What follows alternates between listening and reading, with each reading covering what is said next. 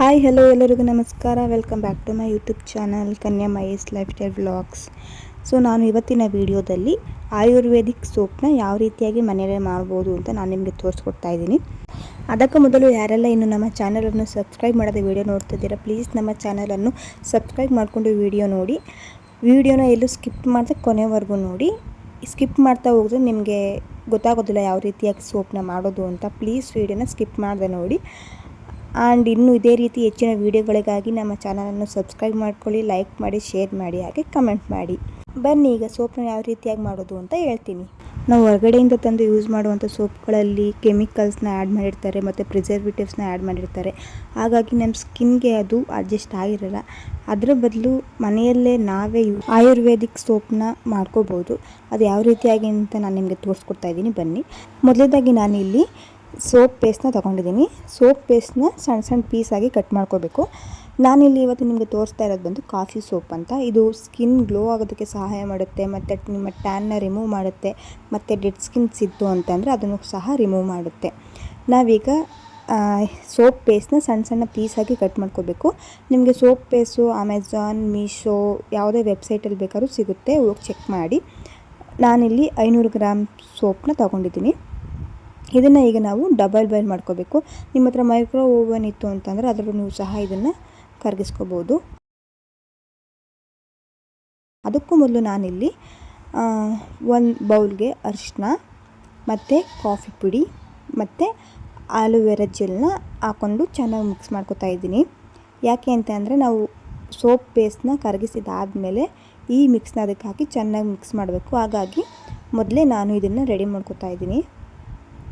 ಇಲ್ಲಿ ಅರಿಶಿನ ಹಾಕಿರೋದ್ರಿಂದ ನಮ್ಮ ಸ್ಕಿನ್ನು ಗ್ಲೋ ಆಗುತ್ತೆ ಮತ್ತು ಕಾಫಿ ಪುಡಿ ಹಾಕಿರೋದ್ರಿಂದ ಅದು ಸ್ಕ್ರಬ್ ಥರ ಕೆಲಸ ಮಾಡುತ್ತೆ. ನಮ್ಮದು ಯಾವುದೇ ಟ್ಯಾನ್ ಅಥವಾ ಡೆಡ್ ಸ್ಕಿನ್ ಇತ್ತು ಅಂತಂದರೆ ಕಾಫಿ ಪುಡಿ ಅದನ್ನು ಸಹಾಯ ಮಾಡುತ್ತೆ.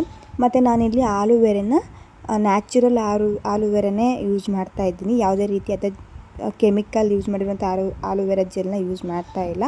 ನಿಮ್ಮ ಹತ್ರ ಇಲ್ಲ ಅಂತಂದರೆ ಸ್ಕಿಪ್ ಮಾಡ್ಬೋದು. ಆ್ಯಂಡ್ ಇದಕ್ಕೆ ನಿಮ್ಮ ಹತ್ರ ಇತ್ತು ಅಂತ ಅಂದರೆ ವಿಟಮಿನ್ ಇ ಕ್ಯಾಪ್ಸೂಲ್ನ ಆ್ಯಡ್ ಮಾಡ್ಬೋದು. ಬಟ್ ಅದು ಆಪ್ಷನಲ್. ನನ್ನ ಹತ್ರ ಇರಲಿಲ್ಲ, ಬಟ್ ನಾನು ಅದನ್ನು ಹಾಕಿಲ್ಲ. ಈಗ ಈ ಮೂರನ್ನು ಚೆನ್ನಾಗಿ ಮಿಕ್ಸ್ ಮಾಡ್ಕೋಬೇಕು. ಇದನ್ನು ಹಾಕೋದ್ರಿಂದ ನಮ್ಮ ಸ್ಕಿನ್ನು ಗ್ಲೋ ಆಗುತ್ತೆ ಮತ್ತು ಟ್ಯಾನ್ ರಿಮೂವ್ ಆಗುತ್ತೆ, ಡೆಡ್ ಸ್ಕಿನ್ನ ರಿಮೂವ್ ಮಾಡುತ್ತೆ. ನೀವು ಅಷ್ಟೇ ಹೊರ್ಗಡೆಯಿಂದ ತಂದು ಸೋಪ್ನ ಯೂಸ್ ಮಾಡೋದ್ರಿಂದ ನಮ್ಮ ಸ್ಕಿನ್ಗೆ ಅದು ಅಡ್ಜಸ್ಟ್ ಆಗಿರಲ್ಲ. ಬಟ್ ನಾವು ಮನೆಯಲ್ಲೇ ಆಯುರ್ವೇದಿಕ್ ಆಗಿ ಸೋಪ್ನ ಮಾಡೋದ್ರಿಂದ ತುಂಬಾ ಒಳ್ಳೆಯದಾಗುತ್ತೆ. ನೀವು ಮನೆಯಲ್ಲಿ ಒಂದ್ಸರಿ ಟ್ರೈ ಮಾಡಿ ಹೇಗಿತ್ತು ಅಂತ ಕಮೆಂಟ್ ಮಾಡಿ. ಈಗ ತೋರಿಸ್ತಾ ಇದ್ದೀನಲ್ವ ಯಾವ ರೀತಿಯಾಗಿ ಚೆನ್ನಾಗಿ ಮಿಕ್ಸ್ ಮಾಡ್ಕೋಬೇಕು ಅಂತ. ಈ ರೀತಿಯಾಗಿ ಚೆನ್ನಾಗಿ ಮಿಕ್ಸ್ ಮಾಡ್ಕೋಬೇಕು. ನೆಕ್ಸ್ಟ್ ನಾನಿಲ್ಲಿ ಸೋಪ್ನ ಡಬಲ್ ಬಾಯ್ಲ್ ಮಾಡ್ಕೊಡೋದಕ್ಕೋಸ್ಕರ ಗ್ಯಾಸ್ ಮೇಲೆ ಒಂದು ಪಾತ್ರೆ ಇಟ್ಟು ಅದಕ್ಕೆ ನೀರು ಹಾಕಿ, ನೀರು ಚೆನ್ನಾಗಿ ಬಿಸಿ ಆದಮೇಲೆ ಈ ಸೋಪ್ ಪೇಸ್ಟ್ನ ಸಣ್ಣ ಸಣ್ಣ ಪೀಸಾಗಿ ಕಟ್ ಮಾಡ್ಕೊಂಡಿದ್ನಲ್ವ ಅದನ್ನು ಮೇಲೆ ಇಟ್ಟು ಕರಗಿಸ್ಕೊತಾ ಇದ್ದೀನಿ.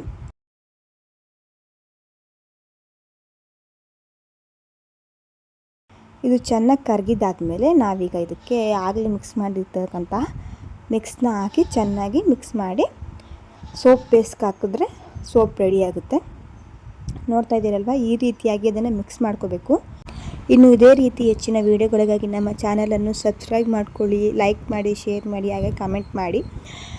ಇನ್ನೂ ಯಾರೆಲ್ಲ ನಮ್ಮ ಚಾನಲನ್ನು ಸಬ್ಸ್ಕ್ರೈಬ್ ಮಾಡದೆ ವಿಡಿಯೋ ನೋಡ್ತಾ ಇದ್ದೀರಾ, ಪ್ಲೀಸ್ ನಮ್ಮ ಚಾನಲನ್ನು ಸಬ್ಸ್ಕ್ರೈಬ್ ಮಾಡಿಕೊಂಡು ವಿಡಿಯೋ ನೋಡಿ.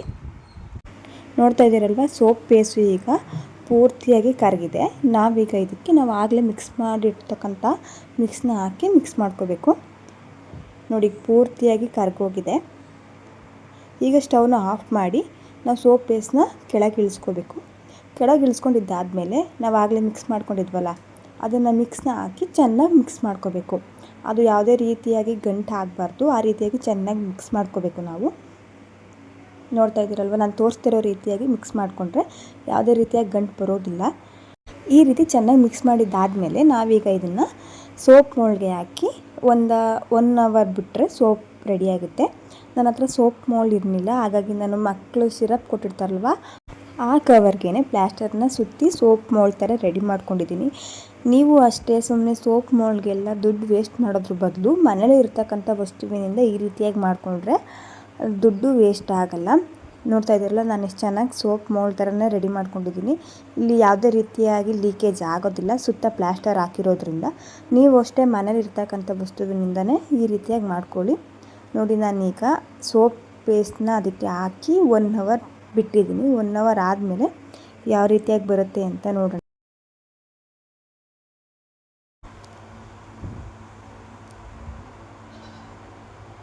ನೋಡ್ತಾ ಇದ್ದೀರಲ್ಲ ಯಾವ ರೀತಿಯಾಗಿ ಬರ್ತಾ ಇದೆ ಅಂತ. ಯಾವುದೇ ರೀತಿಯಾಗಿ ಇದು ಕಚ್ಕೊಳ್ಳೋದಿಲ್ಲ, ಅಂಟಂಟು ಕೂಡ ಆಗೋದಿಲ್ಲ. ಪೇಪರ್ನ ಈಸಿಯಾಗಿ ನಾವು ರಿಮೂವ್ ಮಾಡ್ಬೋದು. ಅಲ್ಲಿ ಮೇಲ್ಗಡೆ ಇರ್ತಕ್ಕಂಥ ಪೇಪರು ಅಷ್ಟೇ ನೋಡಿ ಎಷ್ಟು ಈಸಿಯಾಗಿ ರಿಮೂವ್ ಆಗ್ತಿದೆ ಅಂತ. ಈ ಸೋಪ್ನ ಬಳಸೋದ್ರಿಂದ ನಮ್ಮ ಸ್ಕಿನ್ನು ಗ್ಲೋ ಆಗುತ್ತೆ, ಹಾಗೆಯೇ ಟ್ಯಾನ್ ರಿಮೂವ್ ಆಗುತ್ತೆ. ಯಾರೆಲ್ಲ ಬಿಸಿಲಲ್ಲಿ ಜಾಸ್ತಿ ಓಡಾಡ್ತೀರಾ ಮತ್ತು ಡೈಲಿ ಕಾಲೇಜ್ಗೆ ಅಥವಾ ಆಫೀಸ್ಗೆ ಬಿಸಿಲಲ್ಲಿ ತಿರುಗಾಡ್ತೀರಾ ಅಂಥವ್ರಿಗೆ ಈ ಸೋಪು ತುಂಬ ಯೂಸ್ ಆಗುತ್ತೆ. ಮನೇಲಿ ಒಮ್ಮೆ ಟ್ರೈ ಮಾಡಿ. ಇಷ್ಟ ಆಯಿತು ಅಂದರೆ ಲೈಕ್ ಮಾಡಿ, ಹಾಗೆಯೇ ಶೇರ್ ಮಾಡಿ.